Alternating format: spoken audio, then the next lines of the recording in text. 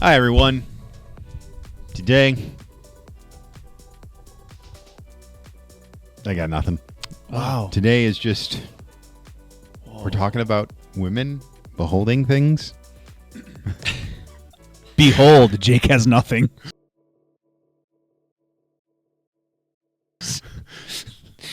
Yeah. We're I have talking something about women today. I have something in the chamber for next week. Work is really doing a number on you, isn't it? Yeah, it really. I'm sorry. Yeah. You want me to start it for you, Jake?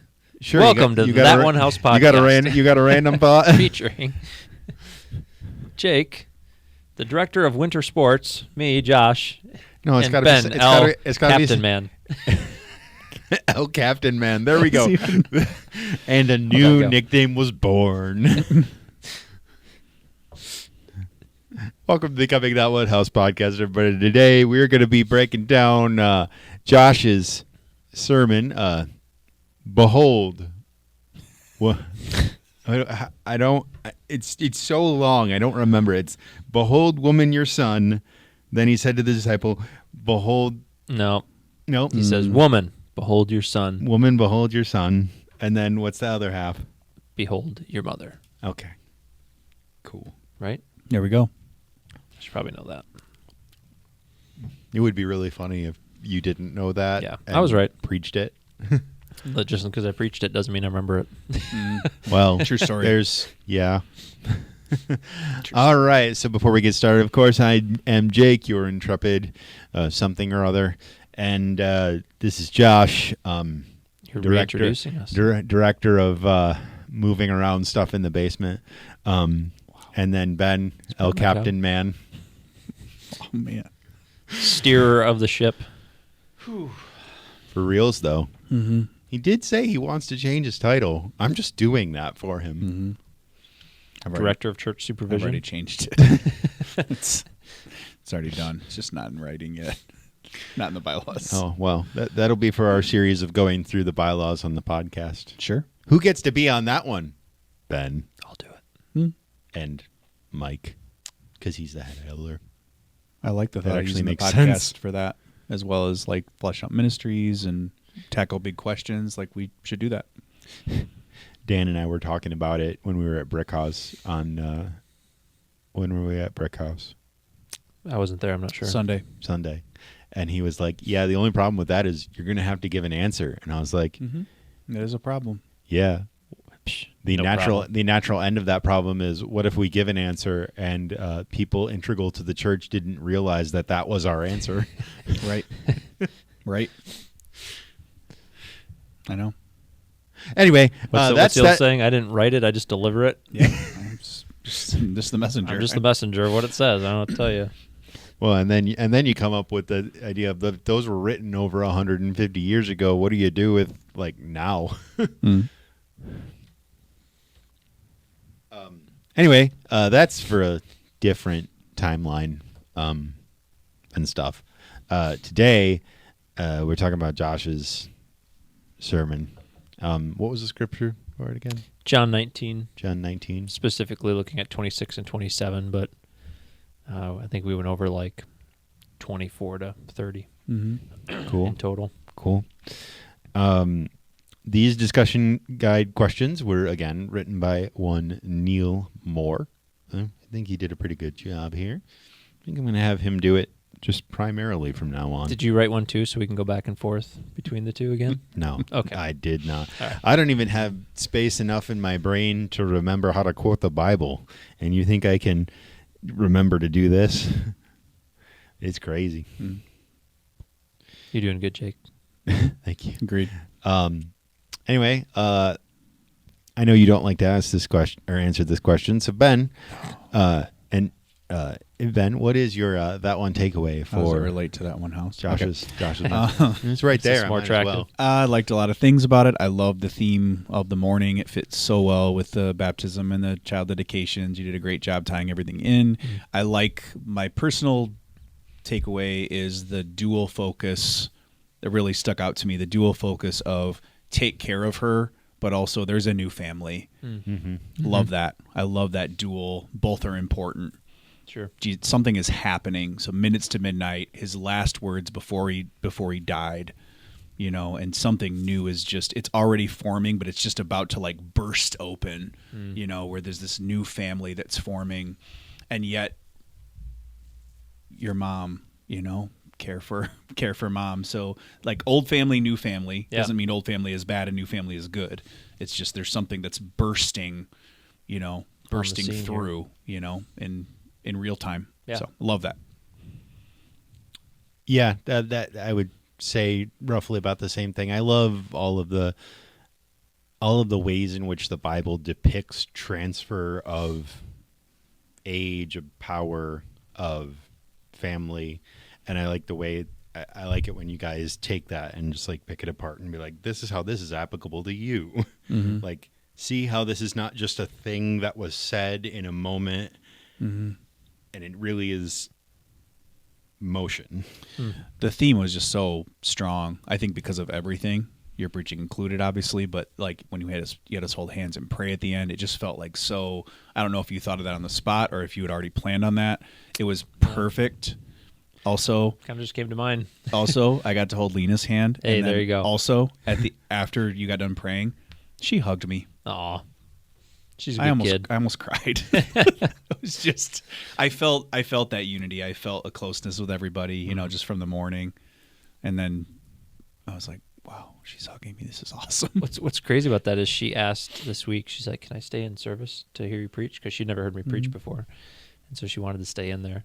And so it was cool that she got to have that moment. And then she came up after I went down and she goes, Daddy, I liked your sermon. And she said, I was tearing up during the prayer, she said. I was like, oh, that's cute. But yeah, shows that even to the youngest of them, they're paying attention more than you think they are, I had just more of a sense last Sunday than even another Sunday. I had even a stronger sense of like, we're one and we're in this together. Like we're family, warts and all, and everything. We're just, God has called us together to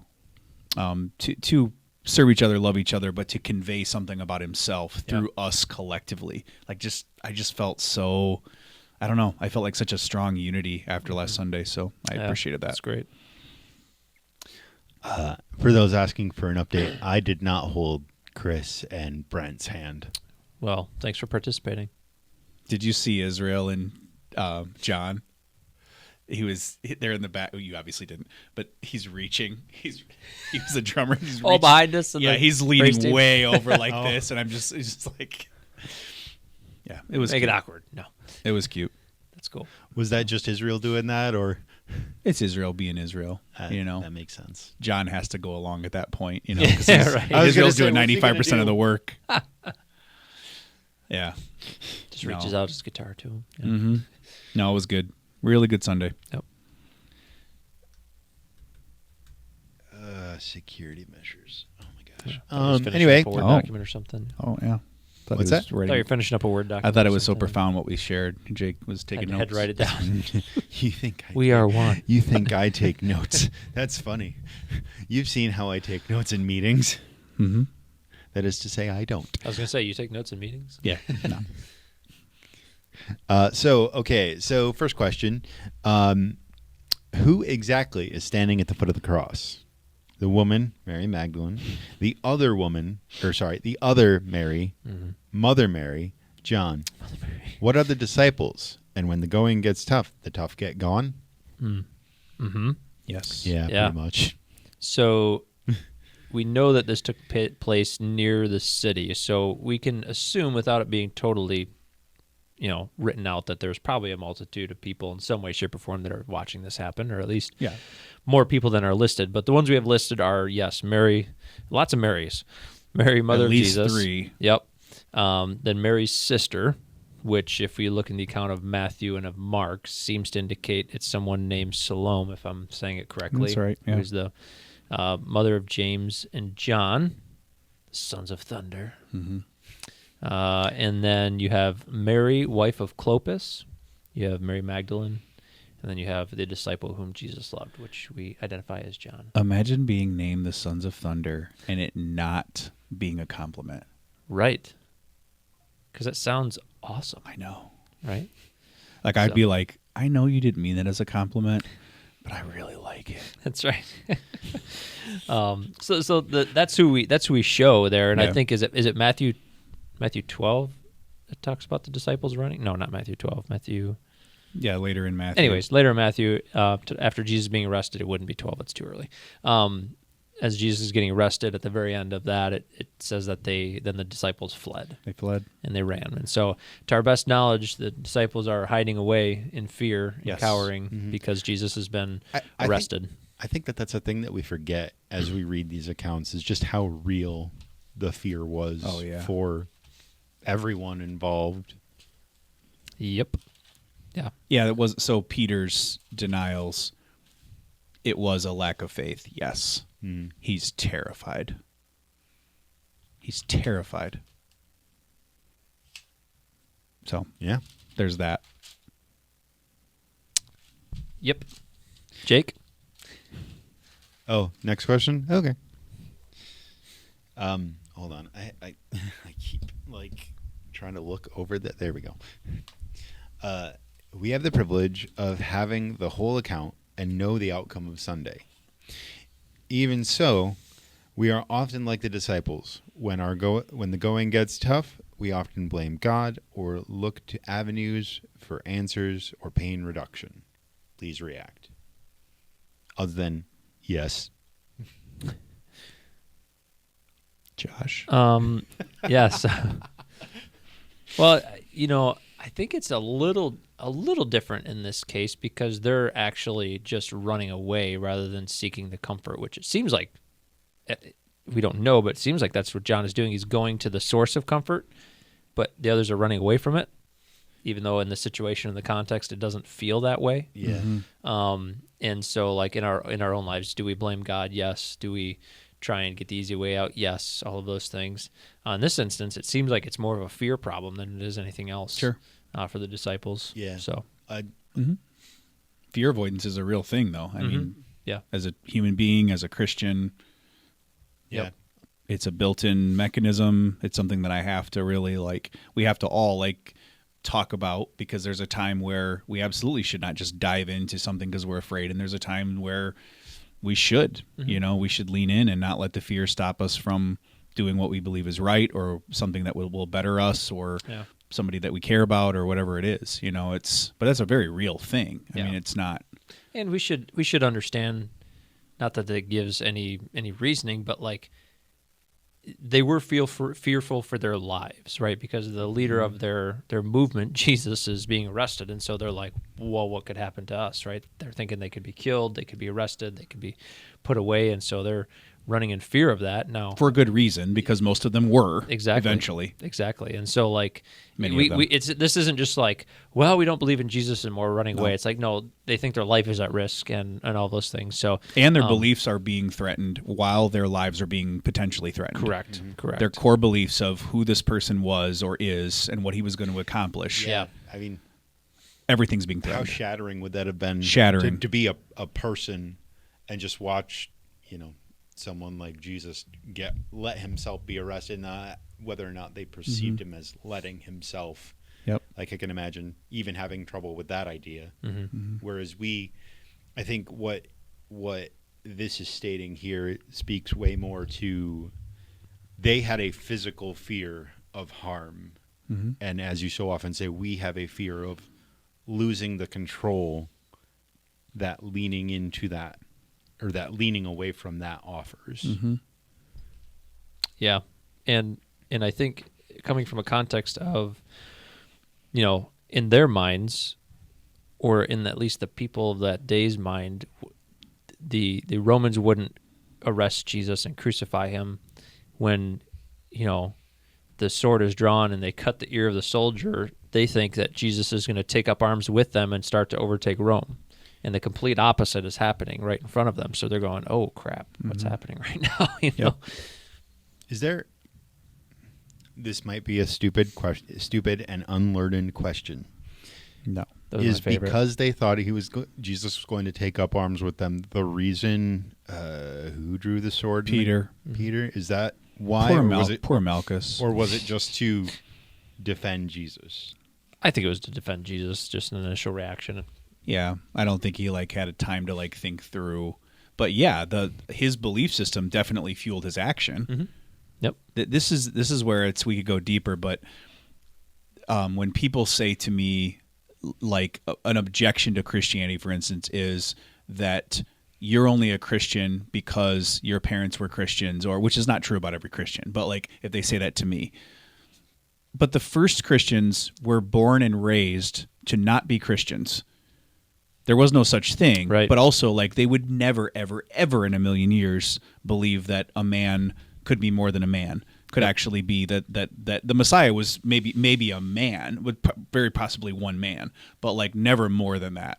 So, like the fact that before Jesus' ascension, that they're actually worshiping a man, right? That they're realizing in real time is more than a man because he was raised from the dead. You know, in addition to the miracles and the other things that were markers of that, but they were raised not to be Christian. Yeah. You know, and so they had every reason to reject what ultimately was happening. Like on the cross, it was just their belief system said, I'm terrified because the same thing could happen to me. All my hopes are being dashed. I lost my Messiah. I lost all hope. Mm-hmm. I have to go find another Messiah. They wouldn't have made up and they wouldn't have invented something that they didn't even have a capacity to, because the resurrection was happening. The ones that did believe it was happening at the end of the age, not ever in real human time in history. Yeah. So they didn't even have a category for it. Yep. Their hopes were completely dashed. They ran terrified. It was over. Mm-hmm. You know. And then all of a sudden, out of this Jewish population, this new thing called Christianity just springs out of nowhere because something happened, and i.e. the resurrection, right? And so, to even more of your point, like you know, everybody has grown up to be of the Jewish tradition within that area for generations, and then all of a sudden they're going completely against what they've grown up to know. At least seemingly something against has it. to happen to make that change, and we're saying that's the resurrection. Seemingly against it, really. Like you look back and it's like you can see it. You can see the need for the suffering servant in Isaiah 53, like things that are prophesied about. You can see in the Gospels that Jesus is trying to get their attention. Like, hey, this isn't like I'm going to die. Mm-hmm. Yeah, I know. Sure. Anyway, when are we going to conquer? Like, exactly. Who's going to be on your right and left? Can I? Yep. Can I have a more prominent place? Who's the greatest? Yeah, I'm smarter, right? I'm better. Better disciple than the other ones. Mom, can you help tell Jesus that we're better disciples? All these things are happening. Just ask him which one is going to be at the right hand. So yes, but Jake, to answer your question, yes, his prior beliefs absolutely fueled him drawing his sword. But in the moment, it's not like he's like, let me process. You know, what's the best strategy? You know, it's like it's not like in that moment he thought this is the point where it's actually this person is gonna be someone the opposite of what I've known him to be for. How long were they with him for? 4 years. 3.5. Yeah. Okay. Yeah. Good question. Oh, I just had another. Oh, that's another thing I've never thought about. I wonder what was going through the disciples' head is because, like you talk about, they always had questions: who's going to be at your left and who's going to be at your right? Yeah. And then who ends up being at Jesus' left and right as he is crucified is two thieves. Oh.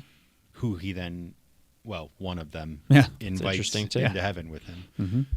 That had to be interesting from that long ago. Mm-hmm. That's good. So the next question is kind of I'm going to go ahead and ask it, and we'll get your take on it. Okay. So what side of this would you rather be on? Choice one being you were one of the 12 that spent time with Jesus and didn't fully understand what the outcome would be.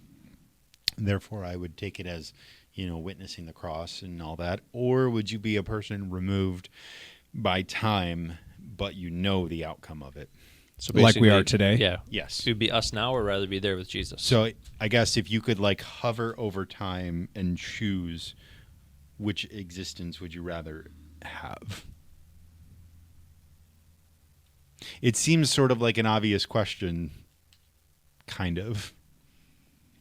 Yeah. But I don't think that it is. I don't know. I mean, of course, now when I answer it like a teenager would, right? Like, well, it depends on what things it changes in my life now and what things go away and what things are still here, right? Would it be really cool to be there and see it all happen? Of course it would. Oh, yeah. That'd be awesome. but that's coming from somebody that has the understanding of what actually happened through the scriptures and not being there in that time. But if it meant that everything that I've gone through and experienced and have in my life would go away, then no, I'd rather be here. Well, I think also, like we've talked about before, I think we undervalue the amount that the gift that we're given, knowing the whole story. Like, we know the outcome, whether or not we believe, whether or not we lean into it, we know the outcome. The disciples didn't. Like, their fear, we talked about, was actually genuine. Like, have I wasted this past time following this man who is now dead? Like, what? I think I would choose our side of the cross, I suppose. Yep. When I watch The Chosen, I'm like, I want to meet him. Like, I want to walk with him personally. They make it look so pretty, though. In ways, yeah. So relational, so incredibly relational. I want to experience. The way I would answer it, kind of dodging the question, is like, I want to experience that just one time. I just want to like physically walk with the person. I mean, you will someday. I know. I don't want to clean it up. I'm just saying, like, that's how I would. I want my life, but I want to be. One time, I just want to in this life.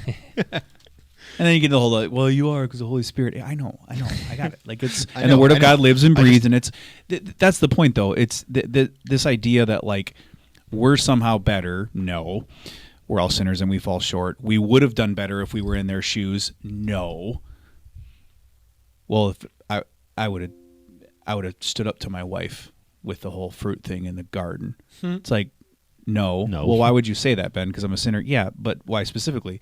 Because I know the story, to your point. I know how the story plays out, and I still continue to reenact sin in my life, even though I know the story. And I actually do know better. You could make an argument whether that Adam and Eve knew better. You can't make an argument of whether I know better because I do know better. Right. And I still choose sin over and over and over and over again. I wouldn't have done better if I were in their shoes because I don't do better, and I have it better, and I don't do better. I choose to reenact stuff that I know better. I know where it leads, and I keep doing it. Why? Because I'm a sinner. Sure, but I mean, it informs me about this idea that, like, if I just went back and I lived in those days, that I would have been in some higher plane, or if I saw the Red Sea part, I would have never doubted. No. No. Miracle. Parting, not part of the Red Sea, but calming the storm. If I was right there with Jesus, I want to experience that. Yeah. But this idea that would make me, like, not doubt again? There's a new song by the Dusty Bibles guy, Josiah Queen. He's singing about Judas, and pretty poignant for what we're talking about here. He has this line in the chorus where it's like, you can't say that I'm better than him because he did it all for money and I did it all for free. That's a good one. It's a good hook, but also two, it's kind of a gut punch. He should get sponsored by Swiffer. Swiffer? Oh, Dusty Bible. It's good segues. The other thought I had when you're talking about that is it's funny how Judges, the book itself is like a microcosm of just like all of time, because you get to see the cyclical nature of humanity itself. Like, that's right. We mess it up. God appoints something to correct us. We mess it up. We all do what's right in our own eyes. Yeah. Boy, that sounds pertinent to today. Yeah. Although I haven't seen any women wandering around stabbing dudes and, putting stakes through people's skulls. Well, sure it's happening somewhere. Yeah, somewhere. Probably. The world is bigger than what any of us imagine. So probably in this moment, actually.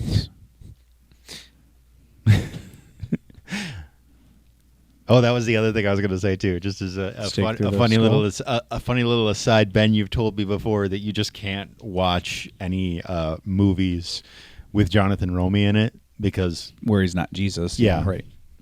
But is he always Jesus?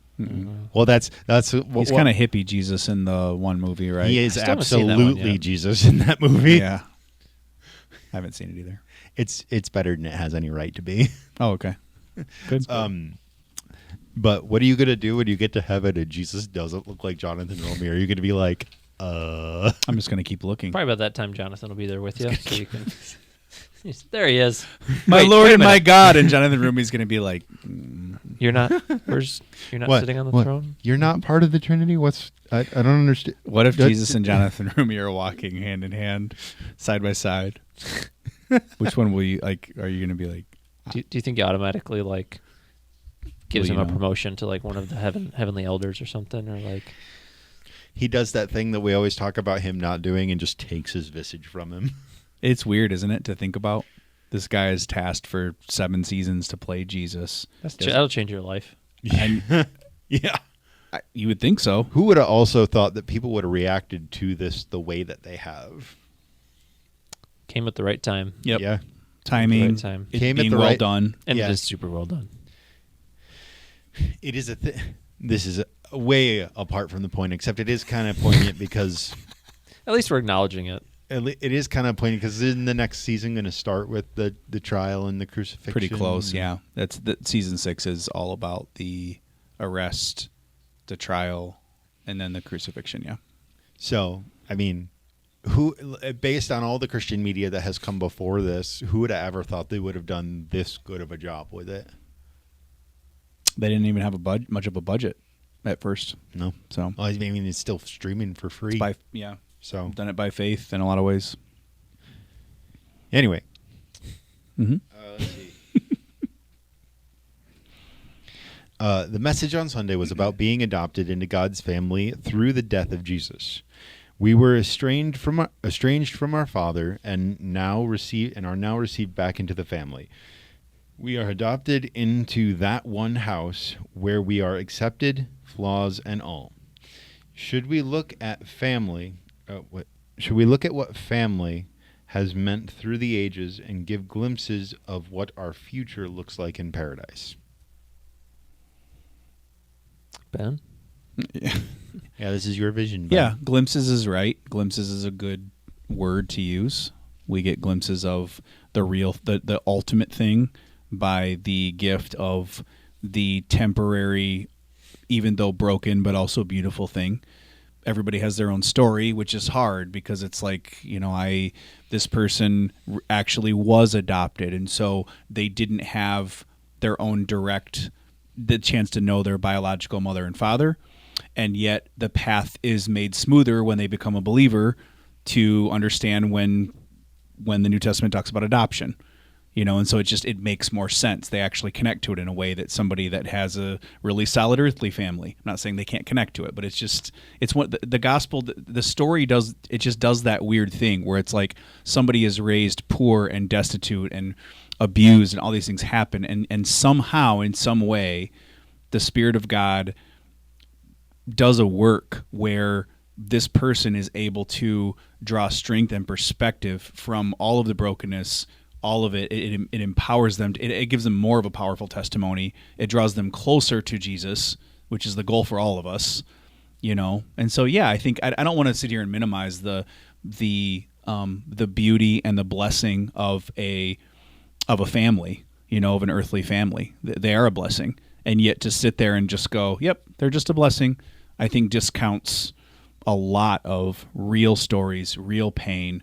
That happen in a home within a family structure, a very dysfunctional, because we're all sinners, and so, yeah, I think it's a glimpse. I think it's maybe more than a glimpse. It's a blessing. It's an incredible blessing that is a picture of, and yet Jesus is on the cross minutes to midnight, and he's saying two things at once. I think now you jump in a second. He's saying that earthly family matters a ton. What you do going forward from here for your earthly mother.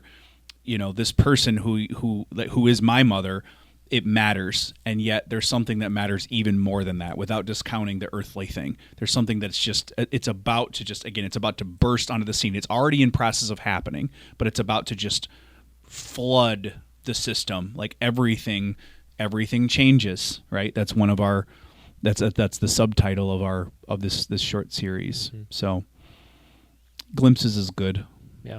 Yeah, I would agree. It does give us a glimpse. We're gonna be in glory. We're gonna be in perfection. All of those things. So there's gonna be a stark difference to what we have here. But I do like the glimpse piece, or you're giving a small taste of what it's gonna be like. But we do get to set that within the church.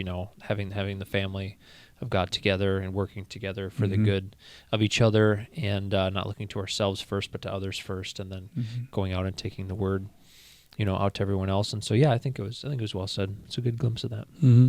What do you think, Jake? I'm thinking. Do you like glimpse as a word? Do you like foretaste? Do you like? Just what I'm thinking as you're talking about it is just if we're tasked with being reflections of Christ, a reflection in and of itself is kind of a glimpse, like it's not the real thing, but Not the full thing. It's not, for sure. It's not the full thing, but it does give you an idea, if somewhat distorted or backwards. It does give you an idea of what the thing is. Mm-hmm. Yep. So there's mystery there. I'm married to Joe.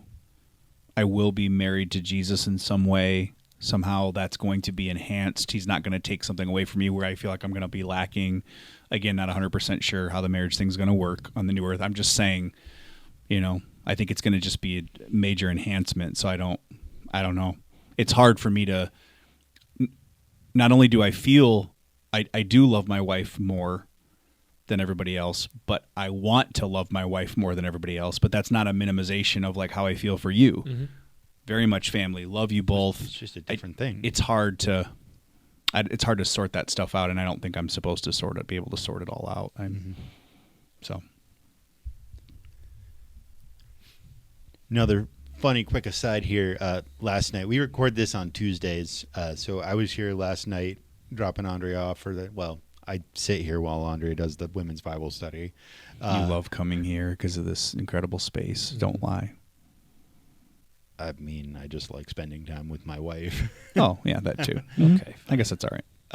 Anyway, so Chris and I are sitting at a table in the common ground, and Joe comes out with a bucket of popcorn, and she dumped it in the trash. And Chris and I were like, what? Things you never thought you'd see. I Had to be something wrong with it. Never, There ever. was. Apparently, There was. Wesco burned their popcorn. They did. First, Which they usually don't do. Yeah, I was going to say first blemish in a otherwise perfect track record. Mm-hmm. Did you go cut the lines again, Josh? No. Anyway, that funny story aside. Where was I now? Oh, there we are. So Glimpses, yep. if we look at the original plan of God placing Adam and Eve in the garden and what that was supposed to be, how does that compare to the future of our family in paradise? I need to read that one. I didn't catch all that. If we look at the original plan.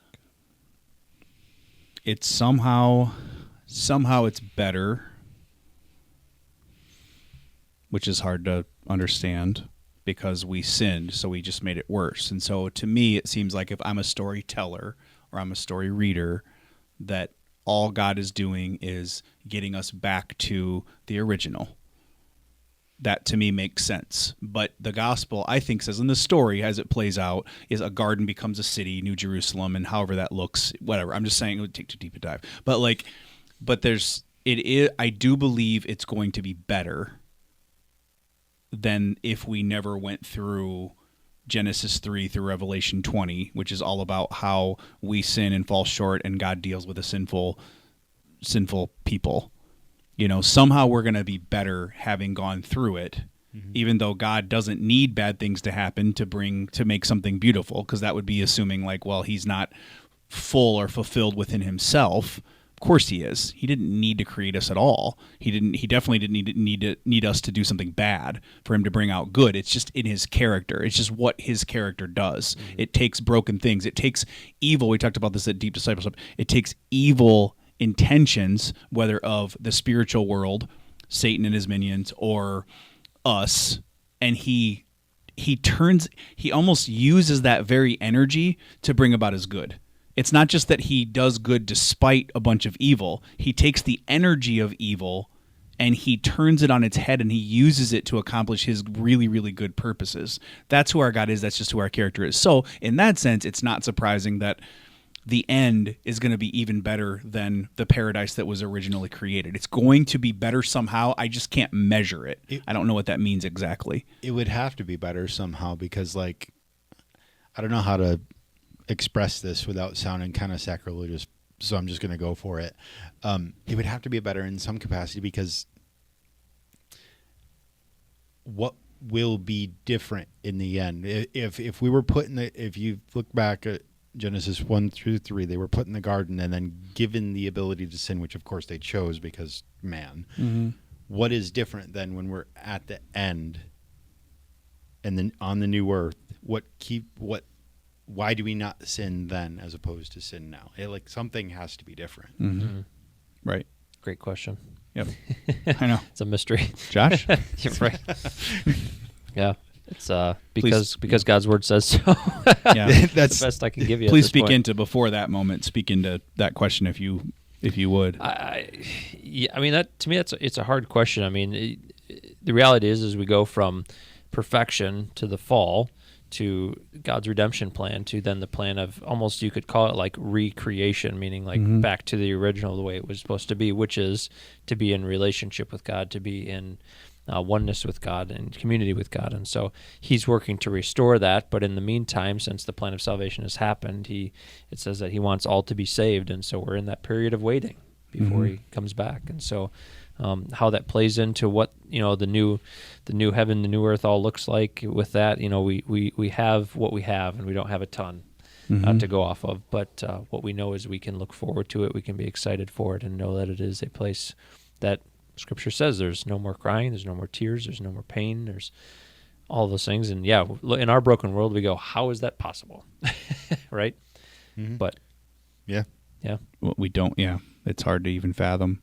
Mm-hmm. I think it's Matthew 19 where Jesus talks about the renewal of all things. Mm-hmm. That renewal word is just packed with such a theological punch. And it's a deep word, and it does kind of encompass this, like it's going to be better than before. Fixed it. My phone started going off. Oh. It's funny how they do that sometimes. It's almost like they hear us. Apparently, there's a podcast about Betty Ford. Let's try to see how good we are. Let's try to tie that in. Yeah. Betty Ford. Back to the woman at the cross. Betty Ford. Powerful one of woman. them was Influential. Mary Magdalene, Betty Ford. One of them was Betty Ford. Influence she then went on to buy the Lions. Wrong Betty Ford.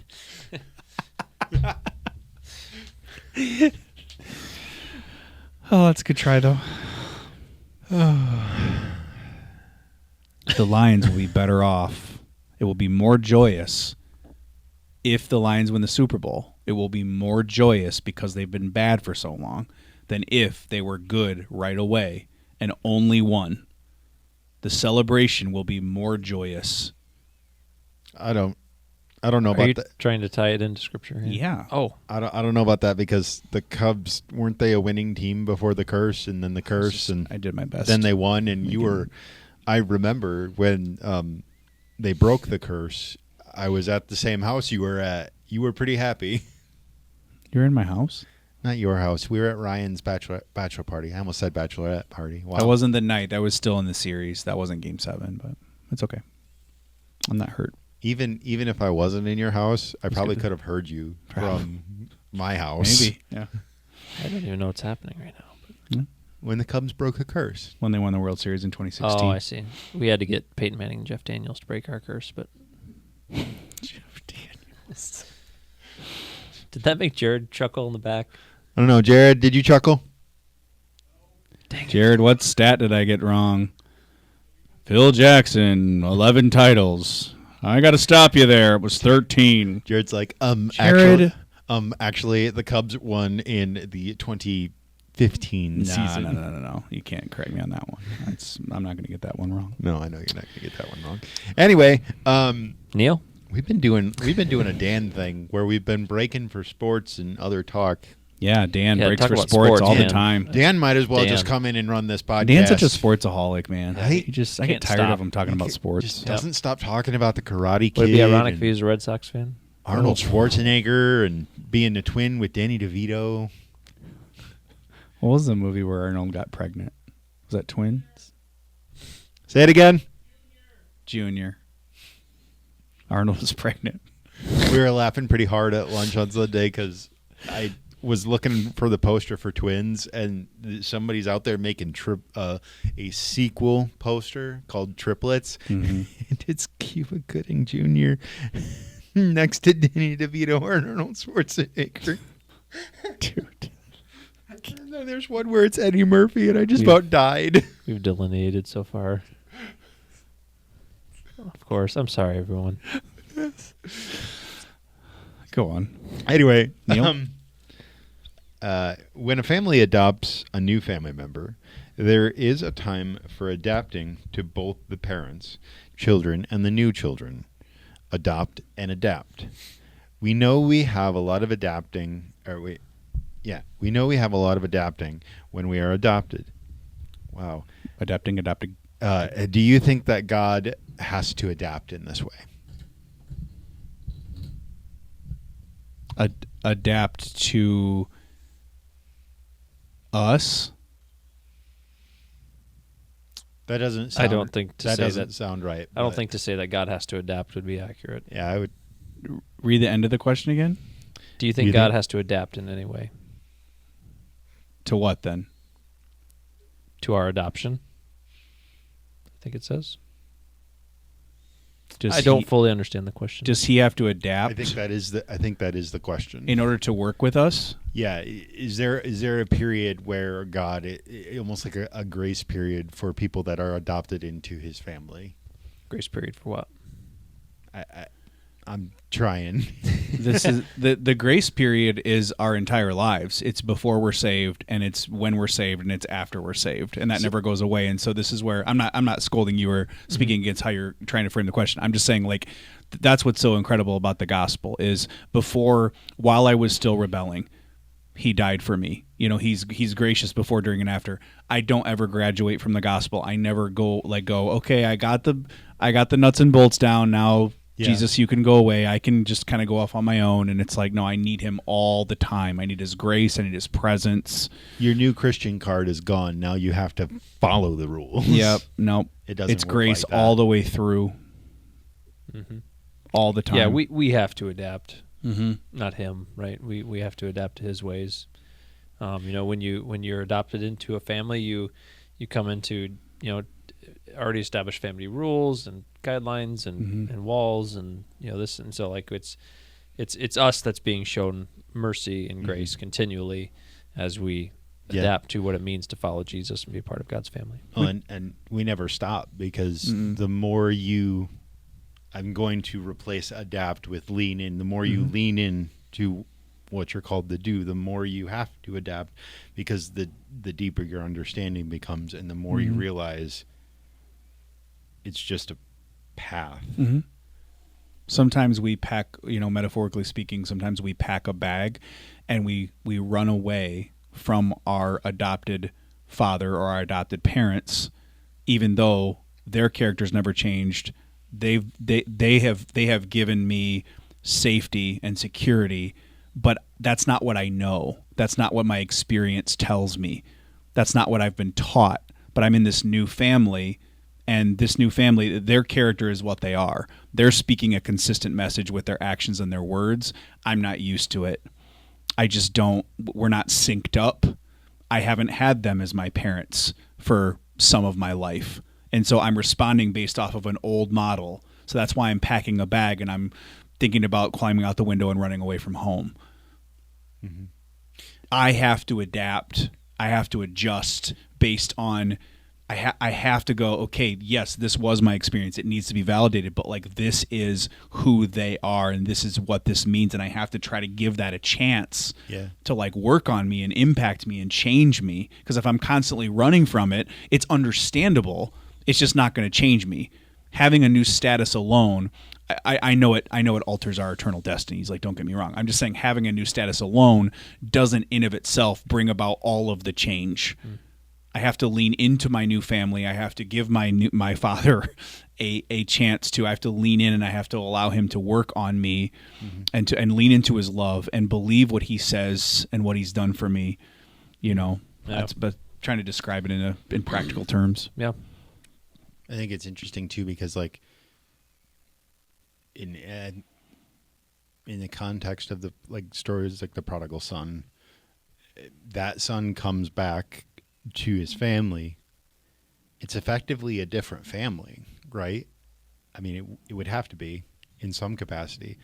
God is the same when you come back to. I don't know what I'm trying to say. The prodigal father has never changed. Yes. If anything, the rebellion, the gross rebellion of his son has only highlighted, illuminated how rich and deep is the father's love for him. That's a character that is a marker of who our Father is. So you got this one son who rebels grossly and comes back in repentance. And okay, so maybe at first he comes back because he has nowhere to go. Our repentance even is very broken, right? We just don't have much to offer, right? And the other son is in more danger because he thinks because he's been better than the other son or hasn't rebelled, that's why he's loved, that's why he's approved of. And that's never been true. And the Pharisees, the religious leaders, they're in great danger of missing that very thing that Jesus is trying to get across. Not that it would be good if they went and rebelled and sinned, but there is a form of rebellion in of itself by staying close and always trying to do the right thing and taking that ultimate pride in what I don't do or what I do, or, you know, and that's where it gets really interesting. But to Josh's point, it's me that has to adapt. You know, it's me that has to respond. It's me that has to cry out, you know, and adapt who I believe God is and what I think versus who he actually is. You know, the gospel, the word of God demands that Christian community that we celebrated on Sunday demands that I'm constantly adjusting and adapting my thoughts, my beliefs, my feelings to what God's word says, how God has revealed himself. Is that? Yeah. It's good. All right, I got one last question here for you. As that one house, as really a people of God in general, what is our responsibility in adapting when new family members are adopted into the family of God? What are God's directives? What are God's directives on how we adapt when new people come into the family? Yeah, God's directives and how we welcome people into the family. Your turn. That is the way I would interpret it too anyways. much. Yeah. Well, I don't know. I need to think about this one for a minute. Sorry. Great. If you have something, go with it. I know. I mean, we should be excited. Mm-hmm. For sure. Like there should be joy, there should be rejoicing. I mean, we got a glimpse of that on Sunday. Mm-hmm. You know, obviously, you know, the baptism isn't what brings someone into the family. That happens at salvation, but there's just it's almost like a celebration of it. It's like a party to like, you know what I mean? We're recognizing it out loud. This is right? It's the outward expression of it. Yes. And so it was cool to be a part of that. And so, yeah, we should be excited. And I think, to me, and this is just me, I wonder if the better question is how are we to adapt when we come into the family of God, and what changes about us when we come into the family of God? Mm-hmm. But that's a different question. No, I know. I think it's both. Jake, I do think there's something to that. I think there's something to, if we're going to be that one house, we have to reflect God's love to those that we've never met yet. We have to be prepared, ready, inviting, you know, meeting people where they are, everything that goes into that, you know, making sure that they know we are so glad to have you. Mm-hmm. Yeah. This is where it gets tricky because this is, this makes sense on a podcast to try to flesh this out, but like in a sense, you come through the doors, your family. You just are. That's how we want you to experience SCC. But in another sense, the family of God only happens through our belief in Jesus. Our rallying point, our center point is who Jesus is and what he's done. We can't technically be the new family if I believe in Jesus and you don't. Right. Not in that sense, but in a practical sense about like we're in a literal location in a small town. We're a church. We're a building. We're more than a building, but we're not less. And we're trying to attract people in. In a sense, you come in, you are family. You belong. You belong before you believe anything. There has to be. This is why we've talked about the word safety and what that means and how to not overuse it, but how to still use it. And following Jesus isn't safe, but that's when you choose to follow Jesus. For people that haven't chosen that yet, there has to be some sort of generic, or not generic like bad, but like some sort of generic or general like safety. Like you are safe here, yes, physically, see safety team, but emotionally. We are not going to manipulate the fact that you are newer to the faith or that you don't know what you believe.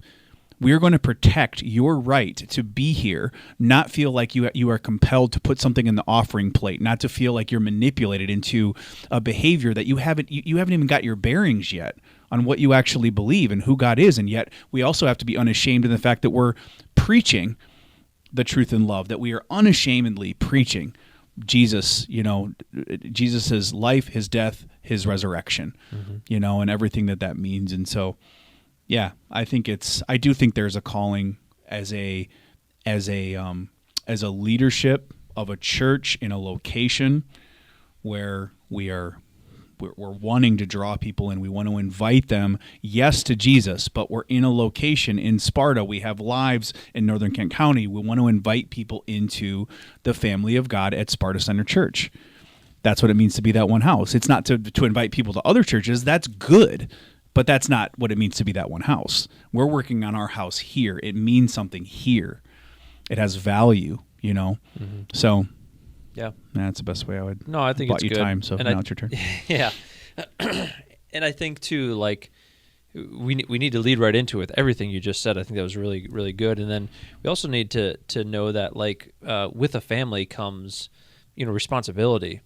And, yes. It comes responsibility, I would say, first and foremost to each other, to look at each other as more important than us, right? And so caring and tending to the needs of others. Yes. Being there not only in a physical sense of help, but in a spiritual sense of help, of being that accountability to one another, speaking truth to one another, showing grace and love to each other constantly, So those all come to mind, the relationships that we build. I think all that would be primary. And then secondarily, like, when you're in a home, there's also physical responsibilities of each person in the home. You have chores. So like, you have chores. You need to pick up after yourself. You need to, all those things. We ask you to do things you don't want to do. Like I do that to my kids all the time. Go clean the chicken coop. I don't want to clean the chicken. Well, you live here for free, so go do it anyways. It's called using your gifts. Yeah, that's right. Clean up poop. That's right. You use your gifts. And so, there's a responsibility, I think, first and foremost, us as maybe believers to the new believer coming in to say, hey, let me walk this with you, come alongside you, and then maybe help you see where your gifts might be. But then hopefully that will lead to a sense of wanting to be a part and feeling as a valued partner in what we do. And I think I just opened to 2 Timothy because I think there's a lot of good stuff in there that it talks about, when you come into the family of God and being a part of the church, all of the stuff that it describes through chapter 1 and chapter 2, I'd encourage somebody to read it, just specifically a worker approved by God, just all the things it talks about. And so all of that would fall under the purview of like, how do we adapt? Well, we need to make sure we're greeting, we're welcoming, we're excited that they're there, and we're coming alongside them, shepherding each other and being accountable with each other, and then also using our gifts and talents to not only help the church, run the church, but to get the word out and spread the gospel. That's good. Yeah.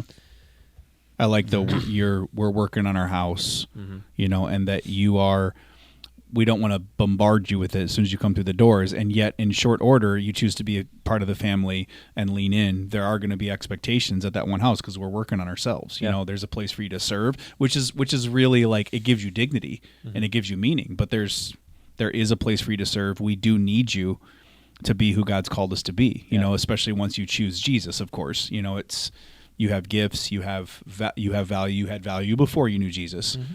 Jesus died for you while you were still sinning, and yet once you cross over, you know, now it's like, okay, we really have to talk about how to utilize your gifts within this church body, within this family, Yeah. to enhance the kingdom of God. Yep. Not because Sparta Center Church needs this, although it's not less than that, but it's way more than that. Yeah, definitely. It's good. Good question, Neil. Yes. Neil Moore. Do you ever see him like write that out? Kneel. Yeah. More. Yeah. No, I've seen it. I've seen his YouTube handle. Ah. Neil Moore. Well done. I remember It's I asked worshipful. him when I first met him because he showed me his YouTube handle before I actually like met him in person, and I was like, "Is this actually how you spell your name?" No. And he's like, "No, no." I was like, No, Okay. no, Jake. "Okay, No. I think we can be friends." You'd be friends with him if his name was Kneel. I would probably, yeah. More. You'd That's- love it. Yeah. You'd yeah. boast about it. I have a mean, friend I named just Neil. told the story, so didn't I just kind of do that? Yeah. That's true. Touche. Anyway, that's all I got for today. That's been our breakdown of Josh's message. Oh no. Josh's message. Woman. Woman, Yep, woman. Anyway, make me a Sam. No. Behold your son. just before we get on out of here, just to set up what's going to be happening over next week. Very big week for us next week because Easter, Good Friday, general. It's kind of a big deal. Yeah. General Sunday stuff. This Sunday upcoming next is the statement is Eli lama sabachthani. Sure. Yeah. That. My God, why have you forsaken me? Palms of victory. Who is Crowns of glory. you is okay. Ben is doing that. Bring your palm branches. So next Wednesday, we will have a message break. We will have a podcast breaking down his message on that. And then on Friday, we're going to have a very special podcast. I'm going to post in the morning as a preparation for Good Friday. Mm-hmm. We'll try to be succinct with those because there'll be two. We'll try to be Yeah, yeah. succinct with the message and with the Friday since Yep. there are two. Instead of And one. It's a big word. Michael Brooks Succinct, he's not going to be here, but he's going to direct the He'll be progression. the man of behind that, the curtain. That Good Friday preparation, and then he will be delivering the Good Friday. Yeah. It's not really a sermon. Say it. Message. Message. The Good Friday It's thing. not sermon status. He will be leading us through Good Friday, Yeah. and then of course the Sunday after that We'll bring the is dictation Easter. of the word. But you'll hear from us before then. Anyway, other than that, anybody got anything else to say? Hope to see you Sunday for the fundraiser. Yep. Not your Don't- average either. Nacho average. Don't forget Not the Nacho Average fundraiser, and also the chef. He doesn't have the ring on today though. So Josh, does that start right at noon or 12:30? 12:30. 30. Yep. all right. And other than that, we'll see you Sunday.